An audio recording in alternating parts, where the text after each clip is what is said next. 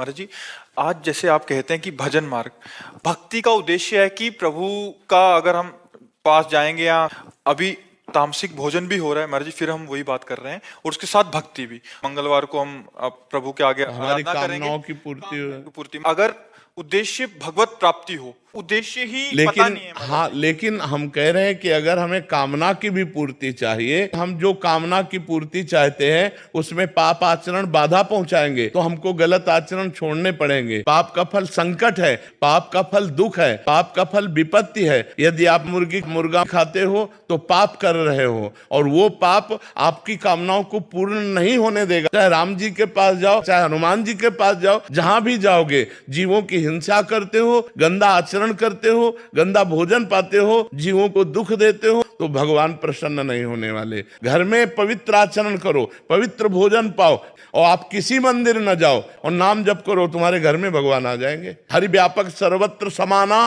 प्रेम ते प्रगट होए मैं जाना। तो प्रेम कहां से आ जाएगा जब अपराध करोगे। इसलिए जो कामना भी पूर्ति चाहते हैं तो उनको चाहिए गंदे आचरणों का त्याग करे, गंदा भोजन त्याग करे, तो उनकी कामना निश्चित पूर्ण हो जाएगी। समझते हैं कि मतलब मुर्गा और मछली का हिंसा करने से ये जीव हिंसा के अंतर्गत नहीं आता। एक चींटी के भी पीछे अंगुली लगा के देखो, ऐसे वो भाग रही है अपने प्राण रक्षा के लिए, क्या उनमें जीव नहीं है? तुम्हारी अंगुली काटे तुम्हें कैसा लगेगा? दर्द नहीं लगेगा? उन जीवों को देखो, क्या मुर्गा अपना प्राण बचाना नहीं चाहता?